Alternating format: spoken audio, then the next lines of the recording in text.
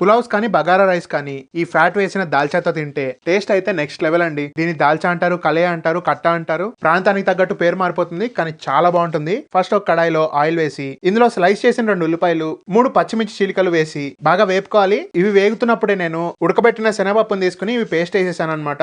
ఇవి బాగా వేగాక ఇందులో టొమాటోలు, వంకాయ ముక్కలు, సొరకాయ ముక్కలు, అరకప్పు పుదీనా, 1 టీ స్పూన్ అల్లం వెల్లుల్లి పేస్ట్ వేసి ఓ 2 నిమిషాలు వేగనివ్వాలి. ఈ టైంలోనే ఉప్పు, పసుపు వేసుకుంటే ముక్కలు ఇంకా బాగా వేగిపోతాయి. ఇప్పుడు ఇందులో అసలైన ఇంగ్రీడియంట్ అండి, మటన్ ఫ్యాట్ అరకప్పు వేసుకోవాలి. కావాలంటే మటన్ పీసెస్ కూడా వేసుకోవచ్చు, నేను 2 వేసుకున్నాను. దీని వల్ల కట్టాక అయితే నెక్స్ట్ లెవెల్ టేస్ట్ వస్తుంది. ఇప్పుడు అంతా మిక్స్ చేసి మూత పెట్టి ఒక 7 నిమిషాలు మగ్గనిచ్చి ఆ తర్వాత ఓపెన్ చేసి ఇందులో కారం, గరం మసాలా, కొంచెం మటన్ మసాలా వేసి 1 కప్పు చింతపండు రసం, 1 కప్పు ఉడికించుకున్న శనగపప్పు పేస్ట్ కూడా వేసి 1 లీటర్ దాకా నీళ్లు కూడా పోసుకుని అంతా మిక్స్ చేసి ఒక 20 మినిట్స్ లో ఫ్లేమ్ లో ఉడకనివ్వాలండి. అప్పుడే వీటి ఫ్లేవర్స్ అన్ని బాగా బయటకు వస్తాయి. ఆ తర్వాత ఓపెన్ చేసేసి ముక్కలన్నీ ఉడికినాయో లేదో చూసుకుని ఉప్పు కారాలు కూడా అడ్జస్ట్ చేసుకుని కొత్తిమీర చల్లుకుని దింపేసుకోవడమే. నేను మొన్న చేసిన మటన్ ఫ్రై పీస్ బిర్యానీతో తిన్నాను, అదిరిపోయిందండి దీని టేస్ట్. మీరు కూడా ట్రై చేయండి. అండ్ వీడియో నచ్చితే తప్పకుండా లైక్ చేసి షేర్ చేయండి.